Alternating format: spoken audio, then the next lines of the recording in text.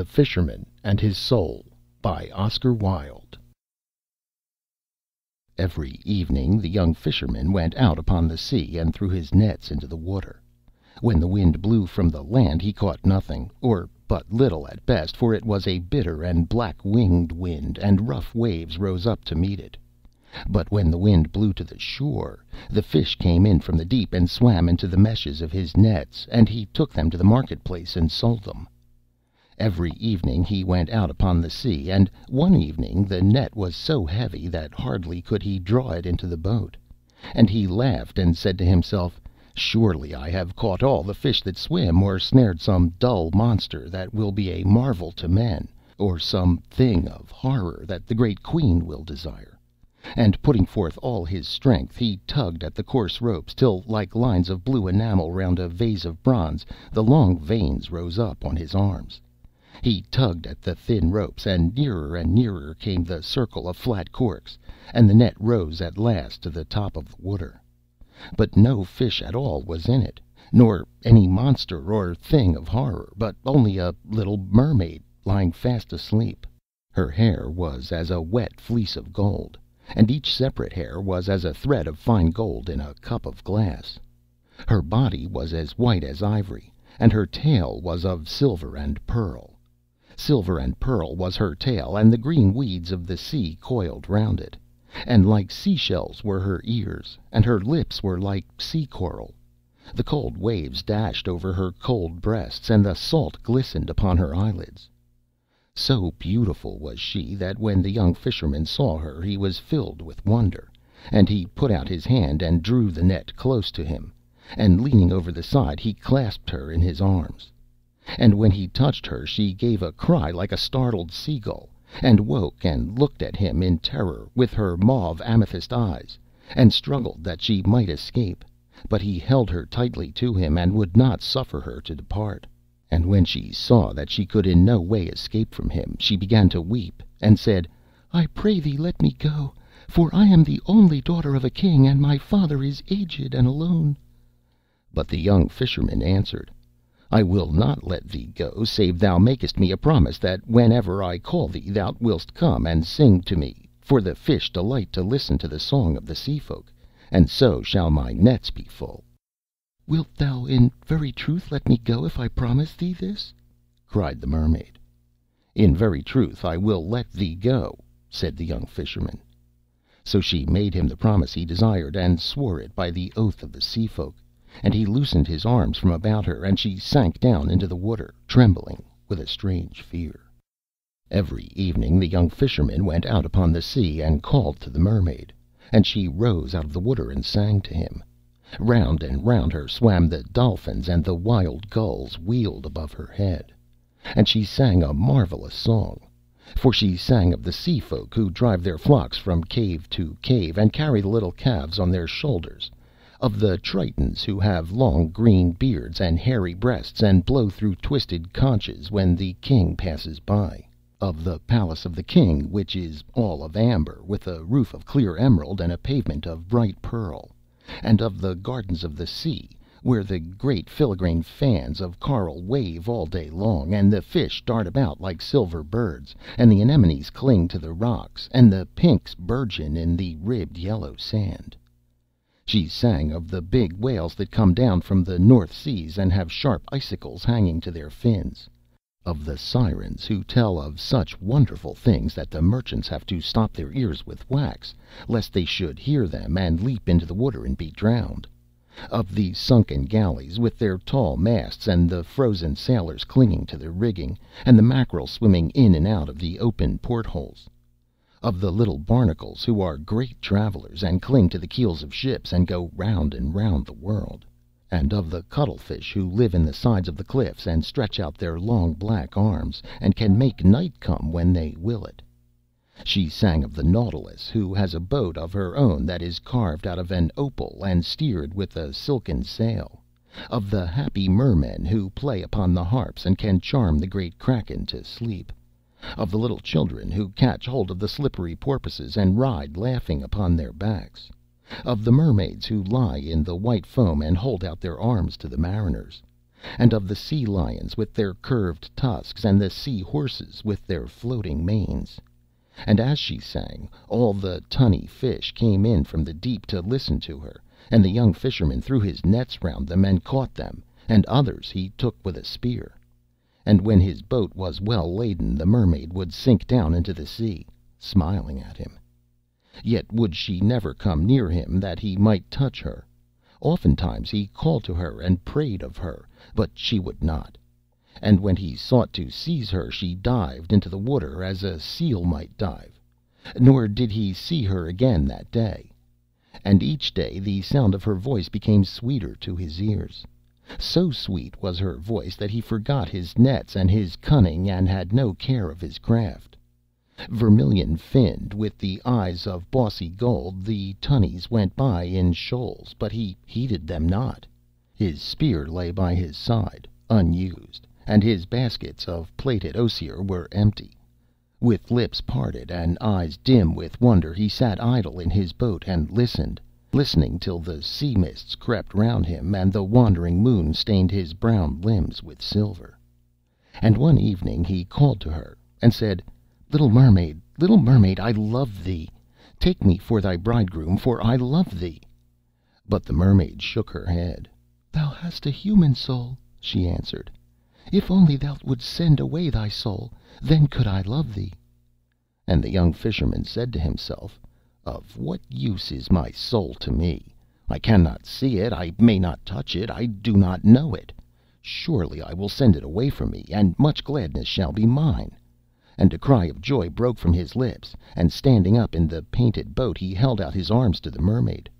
I will send my soul away, he cried, and you shall be my bride, and I will be thy bridegroom, and in the depth of the sea we shall dwell together, and all thou hast sung of thou shalt show me, and all that thou desire I will do, nor shall our lives be divided. And the little mermaid laughed for pleasure, and hid her face in her hands. But how shall I send my soul from me? Cried the young fisherman. Tell me how I may do it, and lo, it shall be done. Alas, I know not, said the little mermaid. The sea folk have no souls. And she sank down into the deep, looking wistfully at him. Now early on the next morning, before the sun was the span of a man's hand above the hill, the young fisherman went to the house of the priest, and knocked 3 times at the door. The novice looked out through the wicket, and when he saw who it was, he drew back the latch, and said to him, Enter. And the young fisherman passed in, and knelt down on the sweet-smelling rushes of the floor, and cried to the priest, who was reading out of the holy book, and said to him, Father, I am in love with one of the sea folk, and my soul hindereth me from having my desire. Tell me how I can send my soul away from me, for in truth I have no need of it. Of what value is my soul to me? I cannot see it, I may not touch it, I do not know it. And the priest beat his breast, and answered, Alack, alack, thou art mad, or hast eaten of some poisonous herb. For the soul is the noblest part of man, and was given to us by God, that we should nobly use it. There is no thing more precious than a human soul, nor any earthly thing that can be weighed with it. It is worth all the gold that is in the world, and it is more precious than the rubies of the kings. Therefore, my son, think not any more of this matter, for it is a sin that may not be forgiven. And as for the sea folk, they are lost, and they who would traffic with them are lost also. They are as the beasts of the field, that know not good from evil, and for them the Lord has not died. The young fisherman's eyes filled with tears when he heard the bitter words of the priest, and he rose up from his knees and said to him, Father, the fauns live in the forest and are glad, and on the rocks sit the mermen with their harps of gold. Let me be as they are, I beseech thee, for their days are as the days of flowers. And as for my soul, what doth my soul profit me, if it stand between me and the thing that I love? The love of the body is vile, cried the priest, knitting his brows, and vile and evil are the pagan things God suffers to wander through his world. Accursed be the fauns of the woodland, and accursed be the singers of the sea. I have heard them at night time, and they have sought to lure me from my beads. They tap at the window and laugh. They whisper into my ears the tale of their perilous joys. They tempt me with temptations, and when I would pray they make mouths at me. They are lost, I tell thee, they are lost. For them there is no heaven nor hell, and in neither shall they praise God's name. Father, cried the young fisherman, thou knowest not what thou sayest. Once in my net I snared the daughter of a king. She is fairer than the morning star, and whiter than the moon. For her body I would give my soul, and for her love I would surrender heaven. Tell me what I ask of thee, and let me go in peace. Away, away, cried the priest. Thy leman is lost, and thou shalt be lost with her. And he gave him no blessing, but drove him from his door. And the young fisherman went down into the marketplace, and he walked slowly and with bowed head, as one who is in sorrow. And when the merchants saw him coming, they began to whisper to each other. And one of them came forth to meet him, and called him by name, and said to him, What hast thou to sell? I will sell thee my soul, he answered. I pray thee buy it of me, for I am weary of it. Of what use is my soul to me? I cannot see it, I may not touch it, I do not know it. But the merchants mocked at him, and said, Of what use is a man's soul to us? It is not worth a clipped piece of silver. Sell us thy body for a slave, and we will clothe thee in sea purple, and put a ring upon thy finger, and make thee the minion of the great queen. But talk not of the soul, for to us it is naught, nor has it any value for our service. And the young fisherman said to himself, How strange a thing this is! The priest telleth me that the soul is worth all the gold in the world, and the merchants say that it is not worth a clipped piece of silver. And he passed out of the marketplace, and went down to the shore of the sea, and began to ponder on what he should do. And at noon he remembered how one of his companions, who was a gatherer of sapphire, had told him of a certain young witch who dwelt in a cave at the head of the bay, and was very cunning in her witcheries. And he set to and ran, so eager was he to get rid of his soul, and a cloud of dust followed him as he sped round the sand of the shore. By the itching of her palm the young witch knew his coming, and she laughed and let down her red hair. With her red hair falling around her, she stood at the opening of the cave, and in her hand she had a spray of wild hemlock that was blossoming. What do ye lack? What do ye lack? She cried, as he came panting up the steep, and bent down before her.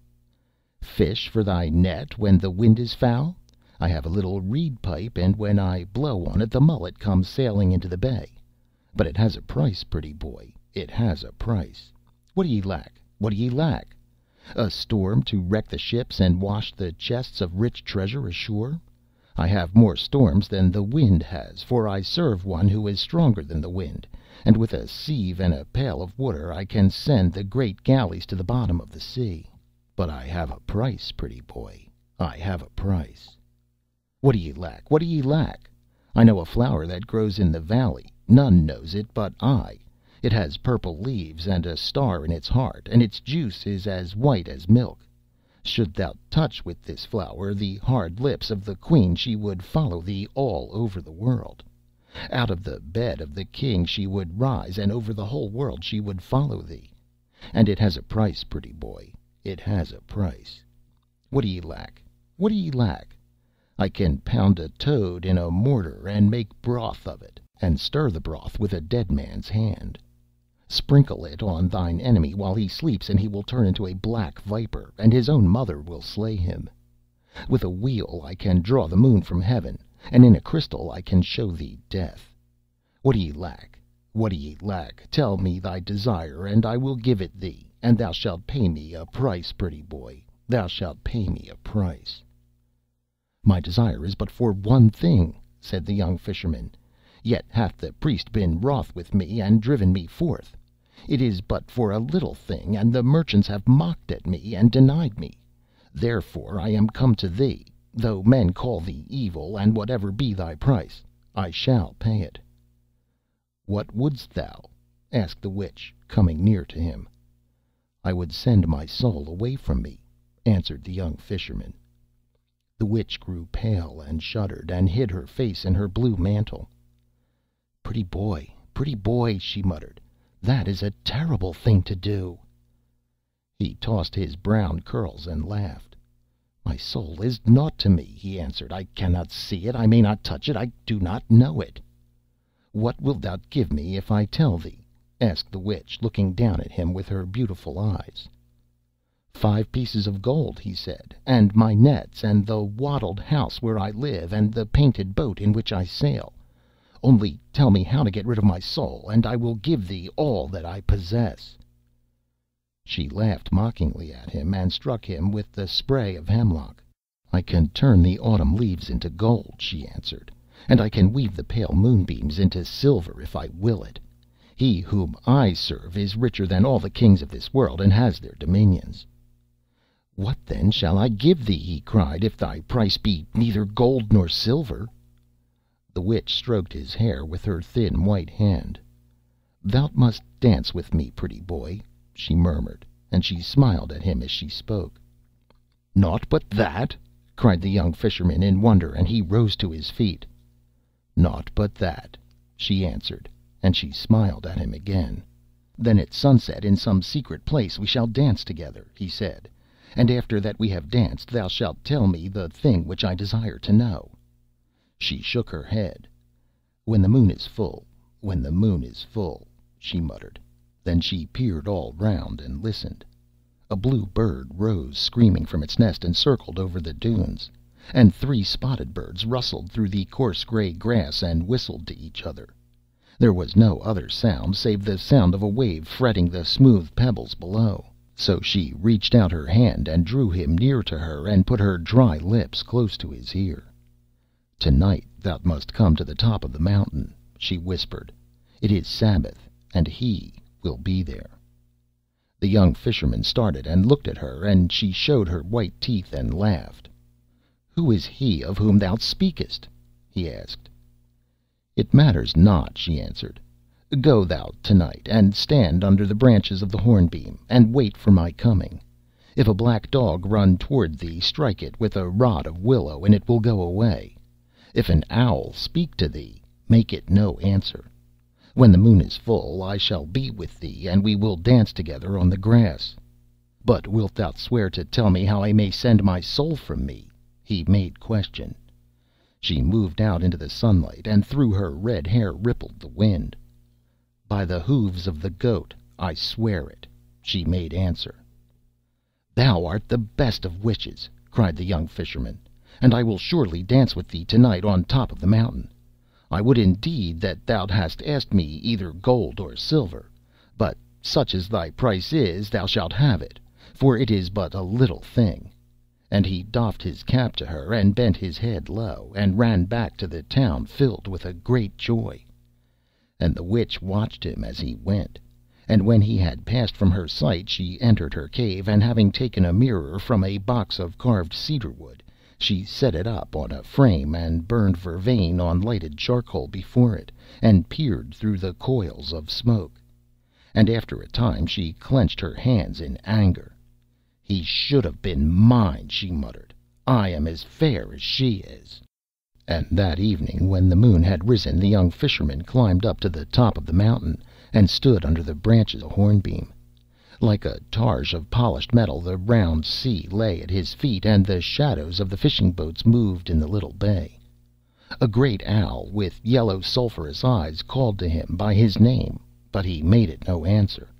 A black dog ran towards him and snarled. He struck it with a rod of willow, and it went away whining. At midnight the witches came flying through the air like bats. "Phew!" they cried, as they lit upon the ground. "There is someone here we know not." And they sniffed about, and chattered to each other, and made signs. Last of all came the young witch, with her red hair streaming in the wind. She wore a dress of gold tissue embroidered with peacock's eyes, and a little cap of green velvet was on her head. "Where is he? Where is he?" shrieked the witches when they saw her. But she only laughed, and ran to the hornbeam, and taking the fisherman by the hand, she led him out into the moonlight, and began to dance. Round and round they whirled, and the young witch jumped so high that he could see the scarlet heels of her shoes. Then right across the dancers came the sound of the galloping of a horse, but no horse was to be seen, and he felt afraid. "Faster!" cried the witch, and she threw her arms about his neck, and her breath was hot upon his face. "Faster! Faster!" she cried, and the earth seemed to spin beneath his feet, and his brain grew troubled, and a great terror fell on him, as of some evil thing that was watching him. And at last he became aware that under the shadow of a rock there was a figure that had not been there before. It was a man dressed in a suit of black velvet, cut in the Spanish fashion. His face was strangely pale, but his lips were like a proud red flower. He seemed weary, and was leaning back, toying in a listless manner with the pommel of his dagger. On the grass beside him lay a plumed hat, and a pair of riding gloves, gauntleted with gilt lace and sewn with seed pearls wrought into a curious device.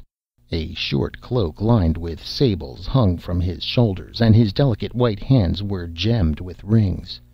Heavy eyelids drooped over his eyes. The young fisherman watched him as one snared in a spell. At last their eyes met, and whenever he danced it seemed to him that the eyes of the man were upon him. He heard the witch laugh, and caught her by the waist and whirled her madly round and round. Suddenly a dog bayed in the wood, and the dancers stopped, and going up two by two knelt down and kissed the man's hands. As they did so a little smile touched his proud lips, as a bird's wing touches the water and makes it laugh. But there was disdain in it. He kept looking at the young fisherman. "Come, let us worship," whispered the witch, and she led him up, and a great desire to do as she besought him seized on him, and he followed her. But when he came close, and without knowing why he did it, he made on his breast the sign of the cross, and called upon the holy name. No sooner had he done so than the witches screamed like hawks and flew away, and the pallid face that had been watching him twitched with a spasm of pain. The man went over to a little wood and whistled. A jennet with silver trappings came running to meet him. As he leapt upon the saddle he turned round and looked at the young fisherman sadly. And the witch with the red hair tried to fly away also, but the fisherman caught her by her wrists and held her fast. "Loose me," she cried, "and let me go, for thou hast named what should not be named, and shown the sign that may not be looked at." "Nay," he answered, "but I will not let thee go till thou hast told me the secret." "What secret?" said the witch, wrestling with him like a wild cat, and biting her foam-flecked lips. "Thou knowest," he made an answer. Her grass-green eyes grew dim with tears, and she said to the fisherman, "Ask me anything but that." He laughed, and held her all the more tightly. And when she saw that she could not free herself, she whispered to him, "Surely I am as fair as the daughters of the sea, and as comely as those that dwell in the blue waters." And she fawned on him, and put her face close to his. But he thrust her back, frowning, and said to her, "If thou keepest not the promise that thou madest to me, I will slay thee for a false witch."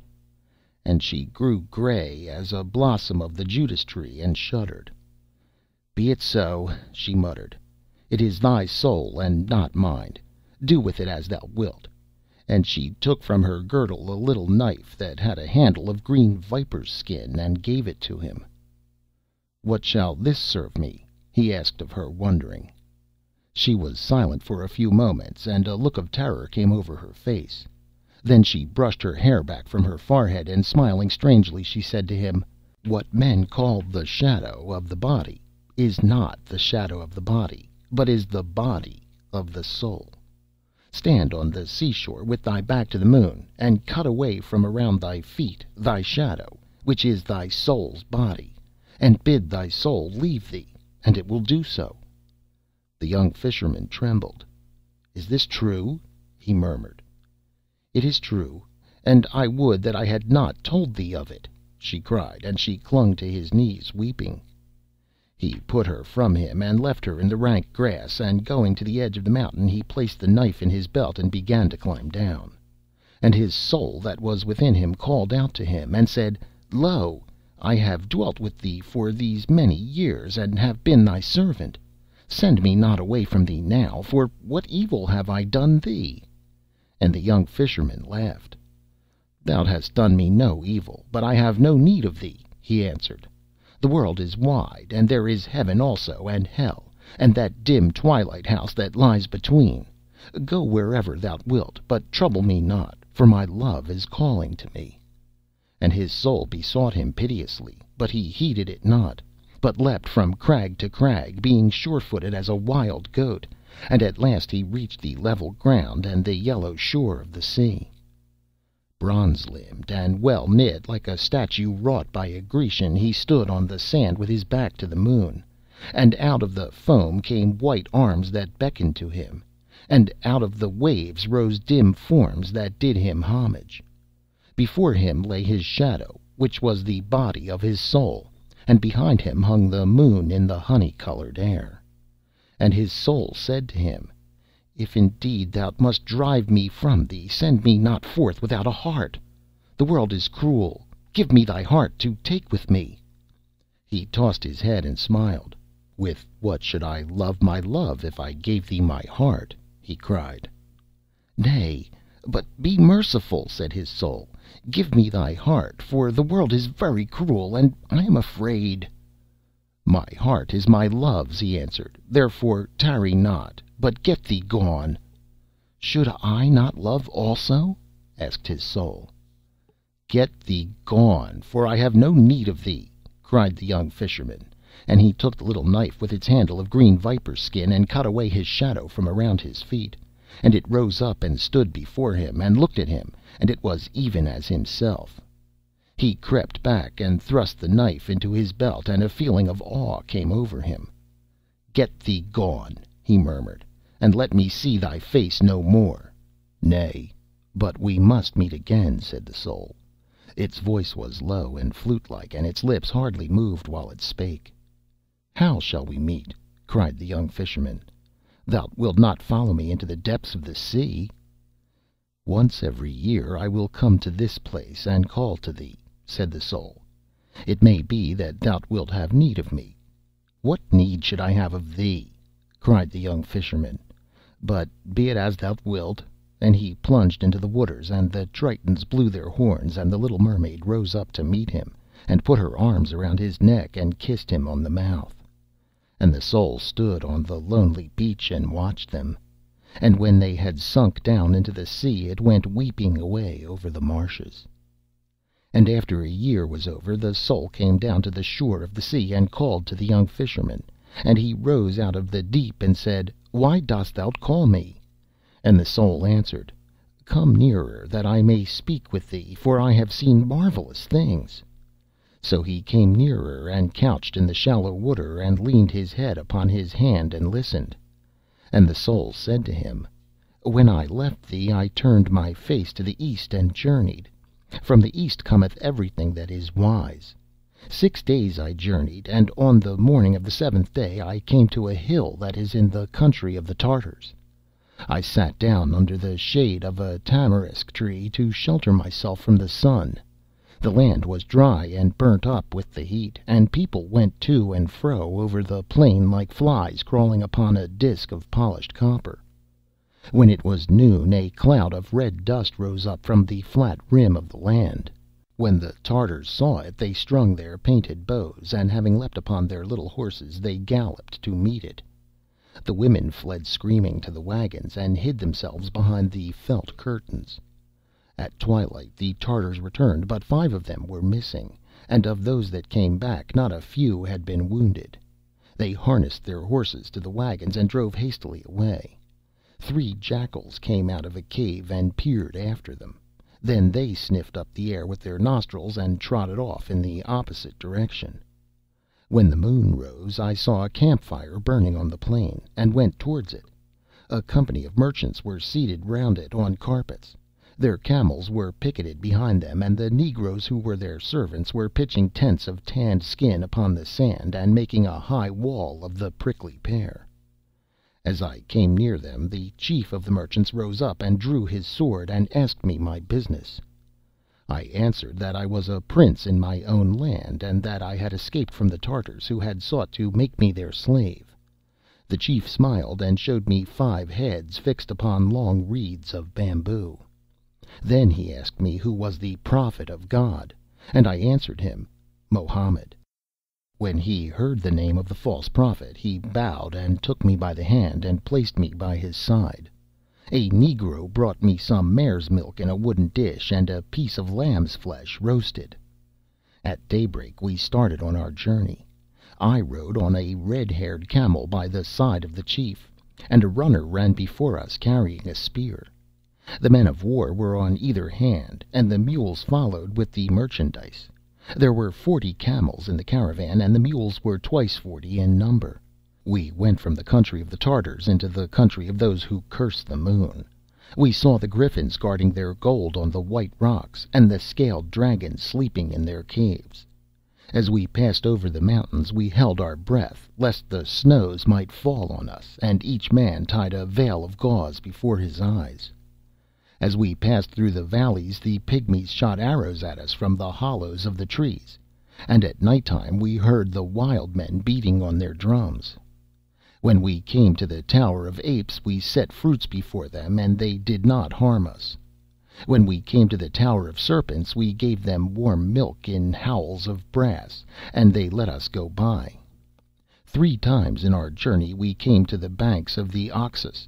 We crossed it on rafts of wood, with great bladders of blown hide. The river horses raged against it, and sought to slay us. When the camels saw them, they trembled. The kings of each city levied tolls on us, but would not suffer us to enter their gates. They threw us bread over the walls, little maize cakes baked in honey, and cakes of fine flour filled with dates. For every 100 baskets we gave them a bead of amber. When the dwellers in the villages saw us coming, they poisoned the wells and fled to the hill summits. We fought with the Magadae, who are born old and grow younger and younger every year, and die when they are little children, and with the Lactroi, who say that they are the sons of tigers, and paint themselves yellow and black, and with the Orinites, who bury their dead on the tops of trees, and themselves live in dark caverns, lest the sun, who is their god, should slay them, and with the Crimnians, who worship a crocodile and give it earrings of green glass, and feed it with butter and fresh fowls, and with the Agazonbe, who are dog-faced, and with the Sibians, who have horses' feet and run more swiftly than horses. 1/3 of our company died in battle, and 1/3 died of want. The rest murmured against me, and said that I had brought them an evil fortune. I took a horned adder from beneath a stone, and let it sting me. When they saw that I did not sicken, they grew afraid. In the 4th month we reached city of Illel. It was night time when we came to the grove that is outside the walls, and the air was sultry, for the moon was traveling in Scorpion. We took the ripe pomegranates from the trees, and brake them, and drank their sweet juices. Then we lay down on our carpets, and waited for the dawn. And at dawn we rose and knocked at the gate of the city. It was wrought out of red bronze, and carved with sea dragons, and dragons that have wings. The guards looked down from the battlements, and asked us our business. The interpreter of the caravan answered that we had come from the island of Syria, with much merchandise. They took hostages, and told us that they would open the gate to us at noon, and bade us tarry till then. When it was noon they opened the gate, and as we entered in, the people came crowding out of the houses to look at us, and a crier went round the city crying through a shell. We stood in the marketplace, and the negroes uncorked the bales of figured cloths, and opened the carved chests of sycamore. And when they had ended their task, the merchants set forth their strange wares, the waxed linen from Egypt, and the painted linen from the country of the Ethiops, the purple sponges from Tyre, and the blue hangings from Sidon, the cups of cold amber, and the fine vessels of glass, and the curious vessels of burnt clay. From the roof of a house a company of women watched us. One of them wore a mask of gilded leather. And on the 1st day the priests came and bartered with us, and on the 2nd day came the nobles, and on the 3rd day came the craftsmen and slaves. and this is their custom with all merchants as long as they tarry in the city. And we tarried for a moon, and when the moon was waning I wearied and wandered away through the streets of the city, and came to the garden of its god. The priests in their yellow robes moved silently through the green trees, and on a pavement of black marble stood the rose-red house in which the god had his dwelling. Its doors were of powdered lacquer, and bulls and peacocks were wrought on them in raised and polished gold. The tilted roof was of sea-green porcelain, and the jutting eaves were festooned with little bells. When the white doves flew past, they struck the bells with their wings and made them tinkle. In front of the temple was a pool of clear water paved with veined onyx. I lay down beside it, and with my pale fingers I touched the broad leaves. One of the priests came toward me and stood behind me. He had sandals on his feet, one of soft serpent skin and the other of bird's plumage. On his head was a mitre of black felt, decorated with silver crescents. 7 yellows were woven into his robe, and his frizzled hair was stained with antimony. After a little while he spake to me, and asked me my desire. I told him that my desire was to see the god. "The god is hunting," said the priest, looking strangely at me with his small slanting eyes. "Tell me what forest, and I will ride with him," I answered. He combed out the soft fringes of his tunic with his long pointed nails. "The god is asleep," he murmured. "Tell me on what couch, and I will watch by him," I answered. "The god is at the feast," he cried. "If the wine be sweet, I will drink it with him, and if it be bitter, I will drink it with him also," was my answer. He bowed his head in wonder, and taking me by the hand, he raised me up and led me into the temple. And in the first chamber I saw an idol, seated on a throne of jasper, bordered with great orient pearls. It was carved out of ebony, and in stature was of the stature of a man. On its forehead was a ruby, and thick oil dripped from its hair onto its thighs. Its feet were red with the blood of a newly slain kid, and its loins girt with a copper belt that was studded with 7 beryls. And I said to the priest, "Is this the god?" And he answered me, "This is the god." "Show me the god," I cried, "or I will surely slay thee." And I touched his hand, and it became withered. And the priest besought me, saying, "Let my lord heal his servant, and I will show him the god." So I breathed with my breath upon his hand, and it became whole again. And he trembled, and led me into the second chamber. And I saw an idol standing on a lotus of jade hung with great emeralds.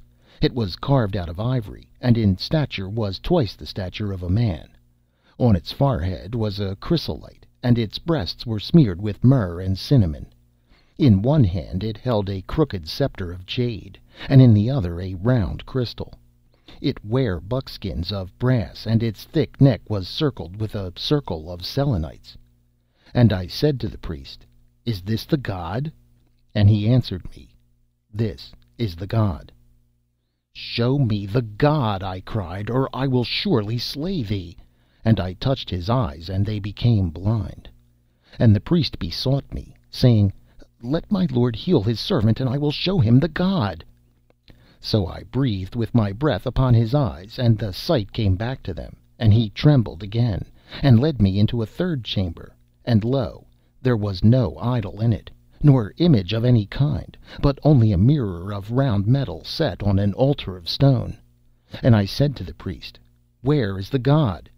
And he answered me, "There is no god but this mirror that thou seest, for this is the mirror of wisdom, and it reflecteth all things that are in heaven and on earth, save only the face of him who looketh into it. This it reflecteth not, so that he who looketh into it may be wise. Many other mirrors are there, but they are mirrors of opinion. This only is the mirror of wisdom, and they who possess this mirror know everything, nor is there anything hidden from them. And they who possess it not have not wisdom. Therefore it is the god, and we worship it." And I looked into the mirror, and it was even as he had said to me. And I did a strange thing, but what I did matters not, For in a valley that is but a day's journey from this place I have hidden the mirror of wisdom. Do but suffer me to enter into thee again, and be thy servant, and thou shalt be wiser than all the wise men, and wisdom shall be thine. Suffer me to enter into thee, and none will be as wise as thou." But the young Fisherman laughed. "Love is better than wisdom," he cried, "and the little mermaid loves me." "Nay, but there is nothing better than wisdom," said the Soul. "Love is better," answered the young Fisherman, and he plunged into the deep, and the Soul went weeping away over the marshes.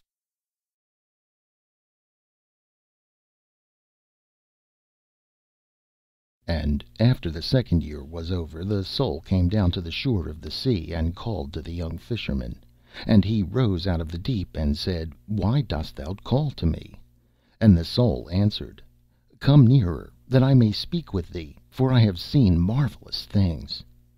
So he came nearer, and couched in the shallow water, and leaned his head upon his hand, and listened.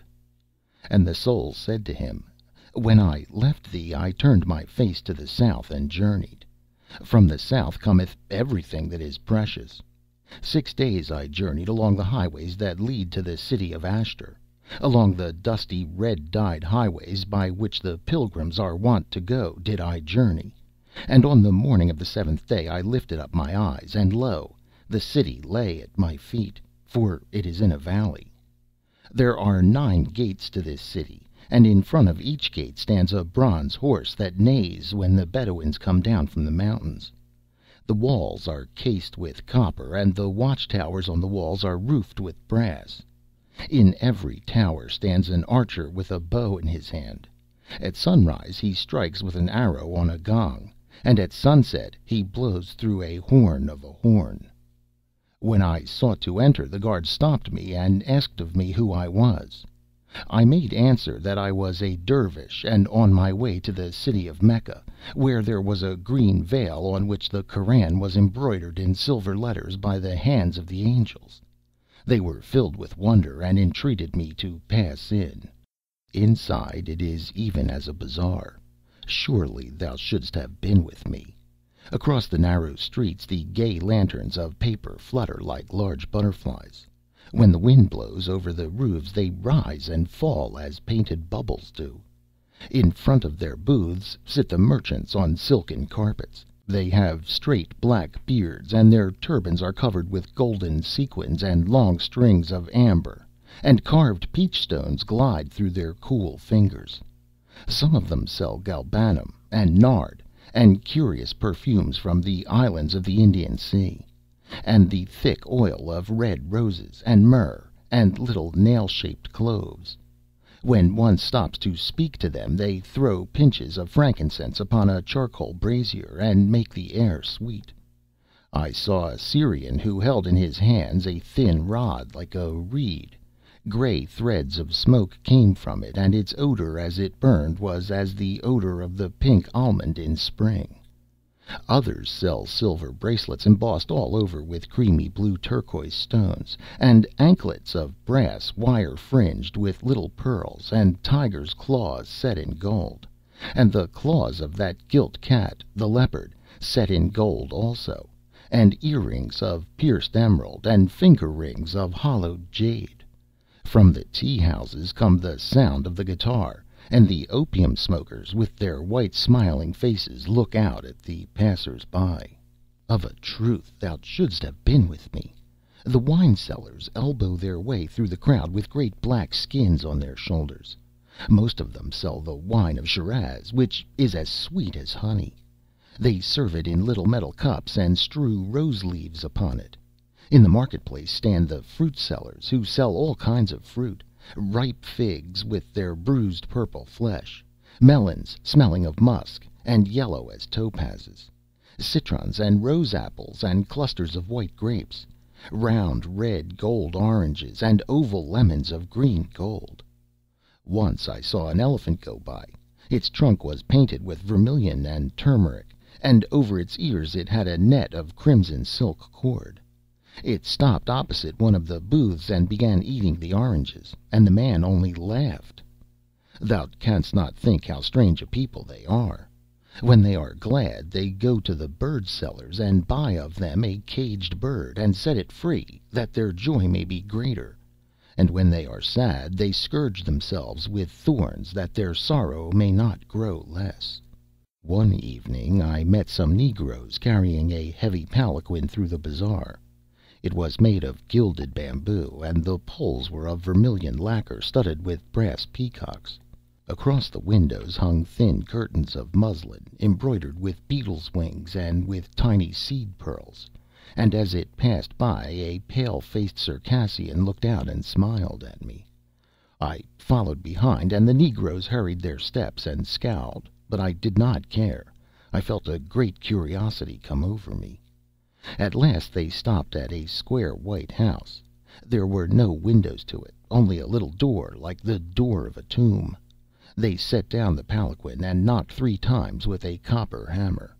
An Armenian in a caftan of green leather peered through the wicket, and when he saw them he opened and spread a carpet on the ground, and the woman stepped out.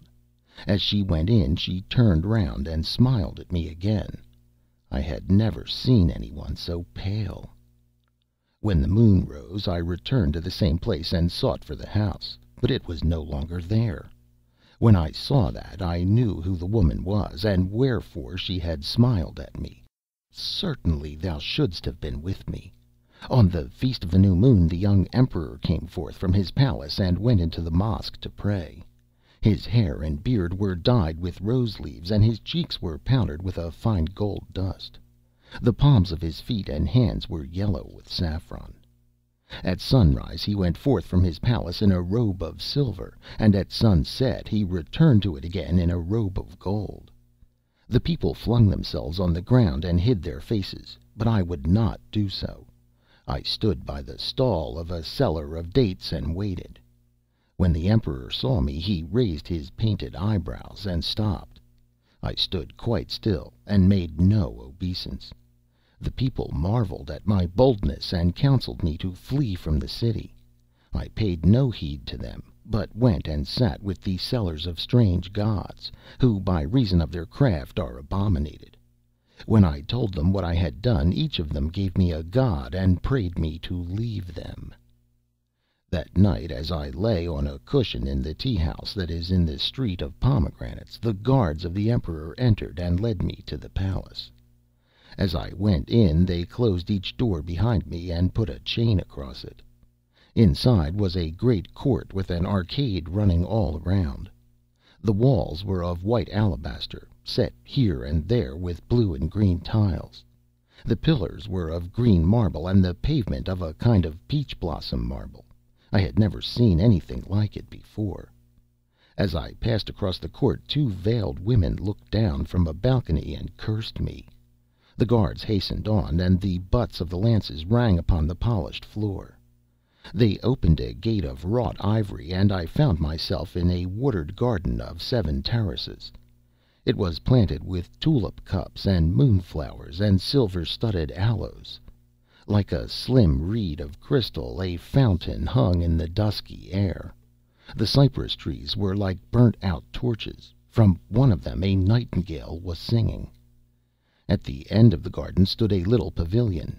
As we approached it, 2 eunuchs came out to meet us. Their fat bodies swayed as they walked, and they glanced curiously at me with their yellow-lidden eyes. One of them drew aside the captain of the guard, and in a low voice whispered to him. The other kept munching scented pastilles, which he took with an affected gesture out of an oval box of lilac enamel. After a few moments the captain of the guard dismissed the soldiers. They went back to the palace, the eunuchs following slowly behind and plucking the sweet mulberries from the trees as they passed. Once the elder of the 2 turned round and smiled at me with an evil smile. Then the captain of the guard motioned me towards the entrance of the pavilion. I walked on without trembling, and drawing the heavy curtain aside, I entered in. The young emperor was stretched on a couch of dyed lion skins, and a gerfalcon perched upon his wrist. Behind him stood a brass-turbaned Nubian, naked down to the waist, and with heavy earrings in his split ears. On a table by the side of the couch lay a mighty scimitar of steel. When the Emperor saw me he frowned, and said to me, "What is thy name? Knowest thou not that I am Emperor of this city?" But I made him no answer. He pointed with his finger at the scimitar, and the Nubian seized it, and rushing forward struck at me with great violence. The blade whizzed through me and did me no hurt. The man fell sprawling on the floor, and when he rose up his teeth chattered with terror, and he hid himself behind the couch. The Emperor leapt to his feet, and taking a lance from a stand of arms he threw it at me. I caught it in its flight, and brake the shaft into 2 pieces. He shot at me with an arrow, but I held up my hands, and it stopped in mid air. Then he drew a dagger from a belt of white leather, and stabbed the Nubian in the throat, lest the slave should tell of his dishonor. The man writhed like a trampled snake, and a red foam burbled from his lips. As soon as he was dead, the Emperor turned to me, and when he had wiped away the bright sweat from his brow with a little napkin of purfled and purple silk, he said to me, "Art thou a prophet, that I may not harm thee, or the son of a prophet, that I can do thee no hurt? I pray thee leave my city to night, for while thou art in it, I am no longer its lord." And I answered him, "I will go for half of thy treasure. Give me half of thy treasure, and I will go away." He took me by the hand and led me out into the garden. When the captain of the guard saw me, he wondered.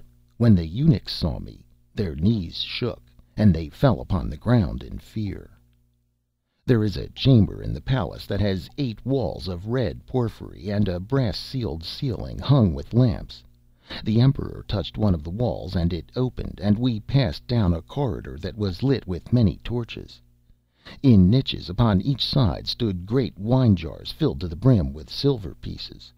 When we reached the center of the corridor, the Emperor spake the word that may not be spoken, and a granite door swung back on a secret spring, and he put his hands before his face, lest his eyes should be dazzled. Thou couldst not believe how marvelous a place it was. There were huge tortoise shells full of pearls, and hollowed moonstones of great size piled up with red rubies. The gold was stored in coffers of elephant hide, and the gold dust in leather bottles. There were opals and sapphires, the former in cups of crystal, and the latter in cups of jade. Round green emeralds were ranged in order upon the thin plates of ivory, and in one corner were silk bags filled, some with turquoise stones and others with beryls. The ivory horns were heaped with purple amethysts, and the horns of brass with chalcedonies and sards. The pillars, which were of cedar, were hung with strings of yellow lynx stones. In the flat oval shields there were carbuncles, both wine-colored and colored like grass. And yet I have told thee but a tithe of what was there. And when the Emperor had taken away his hands from before his face, he said to me, "This is my house of treasure, and half that is in it is thine, even as I promised to thee. And I will give thee camels and camel drivers, and they shall do thy bidding, and take thy share of the treasure to whatever part of the world thou desirest to go. And the thing shall be done to-night, for I would not that the sun, who is my father, should see that there is in my city a man whom I cannot slay." But I answered him, "The gold that is here is thine, and the silver also is thine, and thine are the precious jewels and the things of price. As for me, I have no need of these, nor shall I take aught from thee, but that little ring that thou wearest on the finger of thy hand." And the Emperor frowned. "It is but a ring of lead," he cried, "nor has it any value. Therefore take thy half of the treasure, and go from my city." "Nay," I answered, "but I will take naught but that leaden ring, for I know what is written within it, and for what purpose." And the Emperor trembled, and besought me, and said, "Take all the treasure, and go from my city. The half that is mine shall be thine also." And I did a strange thing, but what I did matters not, for in a cave that is but a day's journey from this place have I hidden the ring of riches. It is but a day's journey from this place, and it waits for thy coming. He who has this ring is richer than all the kings of the world. Come, therefore, and take it, and the world's riches shall be thine." But the young Fisherman laughed. "Love is better than riches," he cried, "and the little mermaid loves me." "Nay, but there is nothing better than riches," said the Soul. "Love is better," answered the young Fisherman, and he plunged into the deep, and the Soul went weeping away over the marshes. And after the third year was over, the Soul came down to the shore of the sea and called to the young Fisherman. And he rose out of the deep and said, "Why dost thou call to me?" And the Soul answered, "Come nearer, that I may speak with thee, for I have seen marvelous things." So he came nearer and couched in the shallow water, and leaned his head upon his hand and listened. And the Soul said to him, "In a city that I know of there is an inn that standeth by a river. I sat there with sailors, who drank of two different colored wines, and ate bread made of barley, and little salt fish served in bay leaves with vinegar. And as we sat and made merry, there entered to us an old man, bearing a leathern carpet, and a lute that had two horns of amber. And when he had laid out the carpet on the floor, he struck with a quill on the wire strings of his lute, and a girl whose face was veiled ran in and began to dance before us.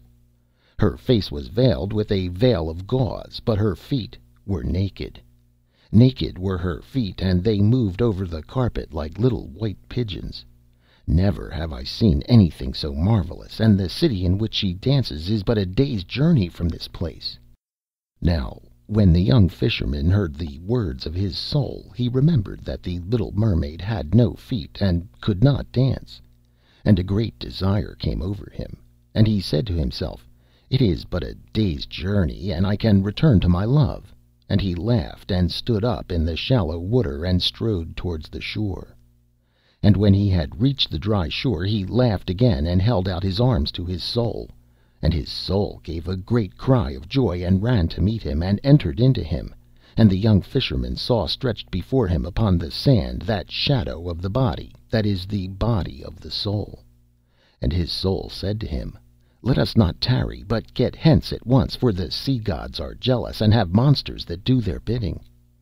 So they made haste, and all that night they journeyed beneath the moon, and all the next day they journeyed beneath the sun, and on the evening of the day they came to a city. And the young Fisherman said to his Soul, "Is this the city in which she dances, of whom thou didst speak to me?" And his Soul answered him, "It is not this city, but another. Nevertheless, let us enter in." So they entered in, and passed through the streets, and as they passed through the streets of the jewelers, the young Fisherman saw a fair silver cup set forth in a booth. And his Soul said to him, "Take that silver cup and hide it." So he took the cup and hid it in the fold of his tunic, and they went hurriedly out of the city. And after that they had gone a league from the city, the young Fisherman frowned, and flung the cup away, and said to his Soul, "Why didst thou tell me to take this cup and hide it? For it was an evil thing to do." But his Soul answered him, "Be at peace, be at peace." And on the evening of the second day they came to a city, and the young Fisherman said to his Soul, "Is this the city in which she dances, of whom thou didst speak to me?" And his Soul answered him, "It is not this city, but another. Nevertheless, let us enter in." So they entered in, and passed through the streets, and as they passed through the streets of the sellers of sandals, the young Fisherman saw a child standing by a jar of water. And his Soul said to him, "Smite that child." So he smote the child till it wept, and when he had done this they went hurriedly out of the city. And after that they had gone a league from the city, the young Fisherman grew wroth, and said to his Soul, "Why didst thou tell me to smite the child? For it was an evil thing to do." But his Soul answered him, "Be at peace, be at peace." And on the evening of the third day they came to a city, and the young Fisherman said to his Soul, "Is this the city in which she dances, of whom thou didst speak to me?" And his Soul answered him, "It may be that it is in this city, therefore let us enter in." So they entered in, and passed through the streets, but nowhere could the young Fisherman find the river or the inn that stood by its side. And the people of the city looked curiously at him, and he grew afraid, and said to his Soul, "Let us go hence, for she who dances with white feet is not here." But his Soul answered, "Nay, but let us tarry, for the night is dark, and there will be robbers on the way. So he sat him down in the marketplace and rested. And after a time there went by a hooded merchant, who had a cloak of cloth of Tartary, and bare a lantern of pierced horn at the end of a jointed reed. And the merchant said to him, Why dost thou sit in the marketplace, seeing that the booths are closed and the bales corded? And the young fisherman answered him, I can find no inn in this city, nor have I any kinsman who might give me shelter. Are we not all kinsmen? Said the merchant. And did not one God make us? Therefore come with me, for I have a guest chamber. So the young fisherman rose up and followed the merchant to his house. And when he had passed through a garden of pomegranates and entered into the house, the merchant brought him rose water in a copper dish, that he might wash his hands, and ripe melons, that he might quench his thirst, and set a bowl of rice and a piece of roasted kid before him.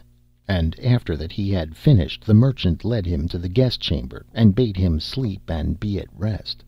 And the young fisherman gave him thanks, and kissed the ring that was on his hand, and flung himself down on the carpets of dyed goat's hair. And when he had covered himself with a covering of black lamb's wool, he fell asleep. And 3 hours before dawn, and while it was still night, his soul waked him, and said to him, Rise up, and go to the room of the merchant, even to the room in which he sleepeth, and slay him, and take from him his gold, for we have need of it. And the young fisherman rose up and crept toward the room of the merchant. And over the feet of the merchant there was lying a curved sword, and the tray by the side of the merchant held 9 purses of gold. And he reached out his hand and touched the sword, and when he touched it, the merchant started and awoke, and leaping up seized himself the sword, and cried to the young fisherman, Dost thou return evil for good, and pay with the shedding of blood for the kindness that I have shown thee? And his soul said to the young fisherman, Strike him. And he struck him, so that he swooned. And he seized then the 9 purses of gold, and fled hastily through the garden of pomegranates, and set his face to the star that is the star of morning.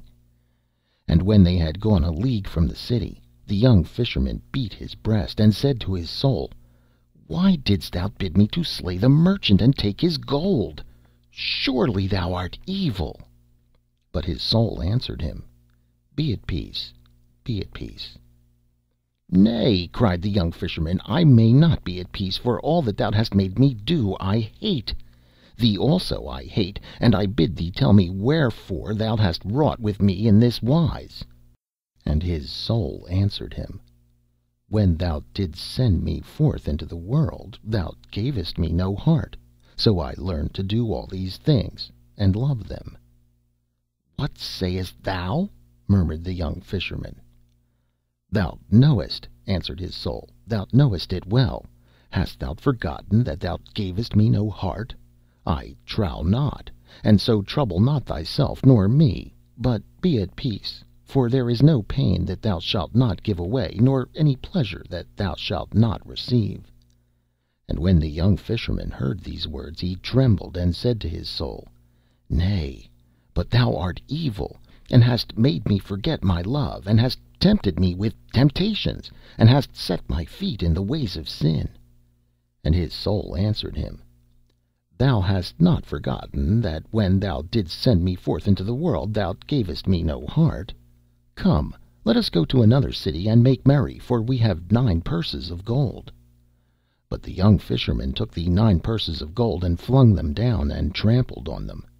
Nay, he cried, but I will have naught to do with thee, nor will I journey with thee anywhere. But even as I sent thee away before, so will I send thee away now, for thou hast wrought me no good. And he turned his back to the moon, and with the little knife that had the handle of green viper skin, he strove to cut from his feet that shadow of the body, which is the body of the soul. Yet his soul stirred not from him, nor paid heed to his command, but said to him, The spell that the witch told thee avails thee no more, for I may not leave thee, nor mayest thou drive me forth. Once in his life may a man send his soul away, but he who receiveth back his soul must keep it with him for ever, and this is his punishment, and his reward." And the young Fisherman grew pale, and clenched his hands, and cried, "She was a false witch, in that she told me not that." "Nay," answered his Soul, "but she was true to him she worships, and whose servant she will be ever." And when the young Fisherman knew that he could no longer get rid of his soul, and that it was an evil soul, and would abide with him always, he fell upon the ground, weeping bitterly. And when it was day, the young Fisherman rose up, and said to his Soul, "I will bind my hands, that I may not do thy bidding, and close my lips, that I may not speak thy words. And I will return to the place where she whom I love has her dwelling. Even to the sea will I return, and to the little bay where she is wont to sing. And I will call to her, and tell her the evil I have done, and the evil thou hast wrought on me." And his Soul tempted him, and said, "Who is thy love, that thou shouldst return to her? The world has many fairer than she is. There are dancing girls of Samaris, who dance in the manner of all kinds of birds and beasts. Their feet are painted with henna, and in their hands they have little copper bells. They laugh while they dance, and their laughter is as clear as the laughter of water. Come with me, and I will show them to thee. For what is this trouble of thine about the things of sin? Is that which is pleasant to eat not made for the eater? Is there poison in that which is sweet to drink? Trouble not thyself, but come with me to another city. There is a little city hard by, in which there is a garden of tulip trees, and there dwell in this comely garden white peacocks, and peacocks that have blue breasts. Their tails, when they spread them to the sun, are like disks of ivory, and like gilt disks. And she who feeds them dances for their pleasure, and sometimes she dances on her hands, and at other times she dances with her feet. Her eyes are coloured with stibium, and her nostrils are shaped like the wings of a swallow. From a hook in one of her nostrils hangs a flower that is carved out of a pearl. She laughs while she dances, and the silver rings that are about her ankles tinkle like bells of silver. And so trouble not thyself any more, but come with me to this city." But the young Fisherman answered not his Soul, but closed his lips with the seal of silence, and with a tight cord bound his hands, and journeyed back to the place from which he had come, even to the little bay where his love had been wont to sing. And ever did his Soul tempt him by the way, but he made it no answer, nor would he do any of the wickedness that it sought to make him do. So great was the power of the love that was within him.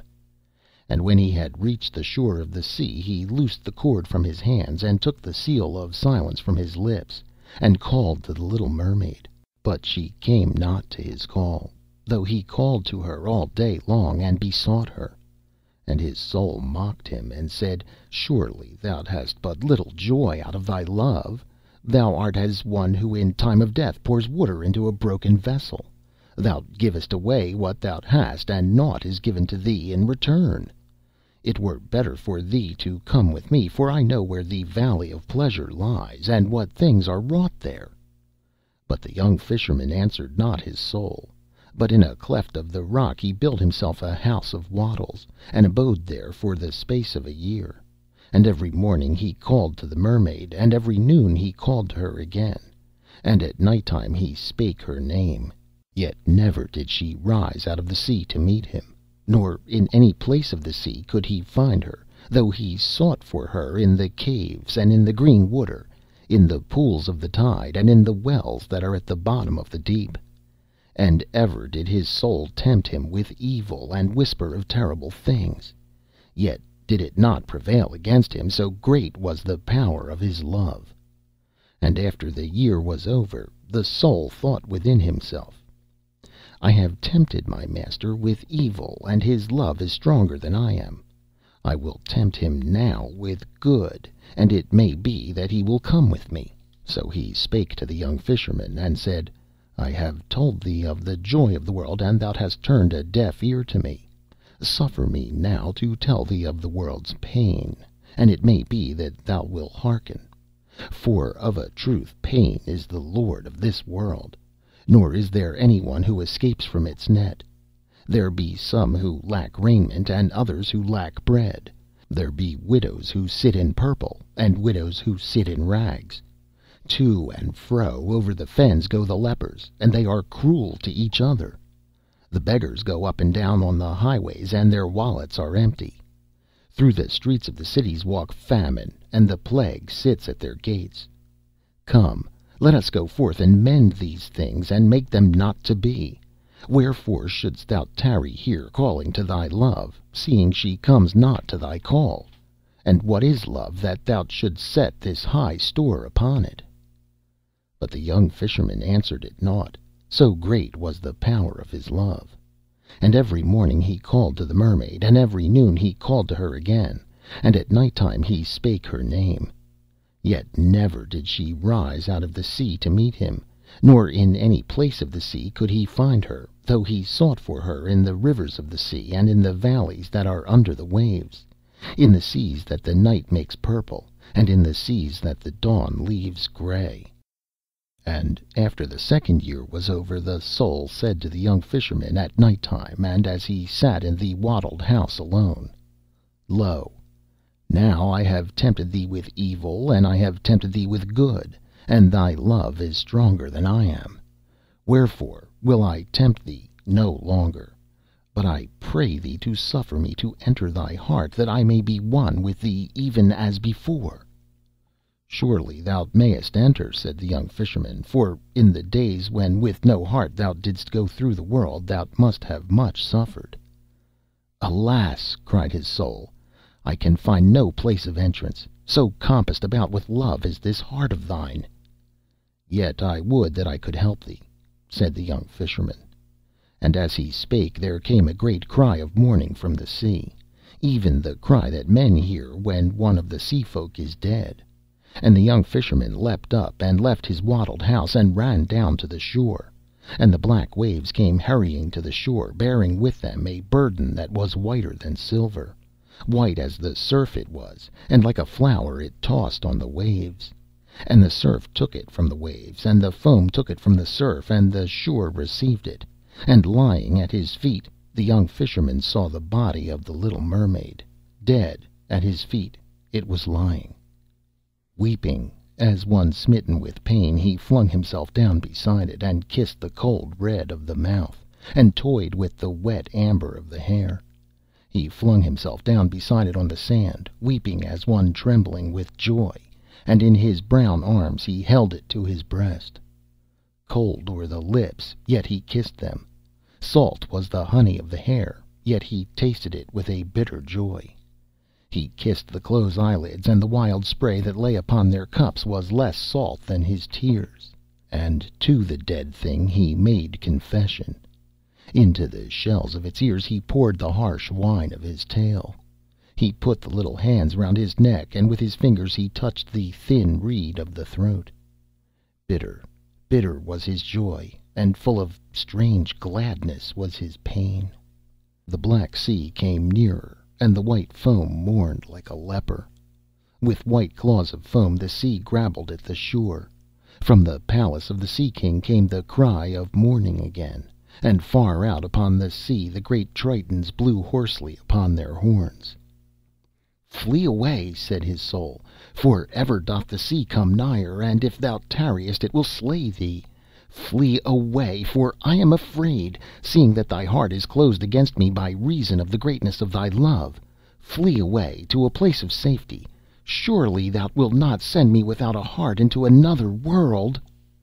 But the young Fisherman listened not to his Soul, but called on the little mermaid, and said, Love is better than wisdom, and more precious than riches, and fairer than the feet of the daughters of men. The fires cannot destroy it, nor can the waters quench it. I called on thee at dawn, and thou didst not come to my call. The moon heard thy name, yet hadst thou no heed of me. For evilly had I left thee, and to my own hurt had I wandered away. Yet ever did thy love abide within me, and ever was it strong, nor did aught prevail against it, though I have looked upon evil and looked upon good. And now that thou art dead, surely I will die with thee also. And his Soul besought him to depart, but he would not, so great was his love. And the sea came nearer, and sought to cover him with its waves. And when he knew that the end was at hand, he kissed with mad lips the cold lips of the mermaid. And the heart that was within him brake. And as through the fullness of his love, his heart did break. The soul found an entrance, and entered in, and was one with him even as before.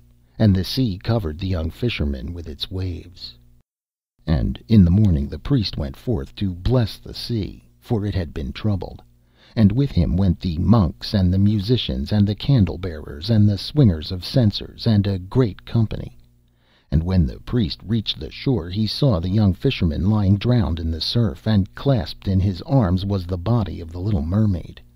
And he drew back, frowning, and having made the sign of the cross, he cried aloud, and said, I will not bless the sea, nor anything that is in it. Accursed be the sea folk, and accursed be all they who traffic with them. And as for him who for love's sake forsook God, and so lieth here with his leman slain by God's judgment, take up his body and the body of his leman, and bury them in the corner of the field of the fullers, and set no mark above them, nor sign of any kind, that none may know the place of their resting. For accursed were they in their lives, and accursed shall they be in their deaths also. And the people did as he commanded them. And in the corner of the field of the fullers, where no sweet herbs grew, they dug a deep pit, and laid the dead things within it. And when the 3rd year was over, and on a day that was a holy day, the priest went up to the chapel, that he might show to the people the wounds of the Lord, and speak to them about the wrath of God. And when he had robed himself with his robes, and entered in, and bowed himself before the altar, he saw that the altar was covered with strange flowers that never had been seen before. Strange were they to look at, and of curious beauty, and their beauty troubled him, and their odor was sweet in his nostrils. And he felt glad, and understood not why he was glad. And after that he had opened the tabernacle, and incensed the monstrance that was in it, and shown the fair wafer to the people, and hid it again behind the veil of veils, he began to speak to the people, desiring to speak to them of the wrath of God. But the beauty of the white flowers troubled him, and their odor was sweet in his nostrils. And there came another word into his lips, and he spake not of the wrath of God, but of the God whose name is Love. And why he so spake he knew not. And when he had finished his word, the people wept, and the priest went back to the sacristy, and his eyes were full of tears. And the deacons came in, and began to unrobe him, and took from him the alb, and the girdle, the maniple, and the stole, and he stood as one in a dream. And after that they had unrobed him, he looked at them, and said, What are the flowers that stand on the altar, and whence do they come? And they answered him, What flowers they are we cannot tell, but they come from the corner of the fuller's field. And the priest trembled, and returned to his own house, and prayed. And in the morning, while it was still dawn, he went forth with the monks, and the musicians, and the candle bearers, and the swingers of censers, and a great company, and came to the shore of the sea, and blessed the sea, and all the wild things that are in it. The fawns also he blessed, and the little things that dance in the woodland, and the bright-eyed things that peer through the leaves. All the things in God's world he blessed, and the people were filled with joy and wonder. Yet never again in the corner of the fuller's field grew flowers of any kind, but the field remained barren even as before. Nor came the sea folk into the bay as they had been wont to do, for they had went to another part of the sea. End of The Fisherman and His Soul by Oscar Wilde.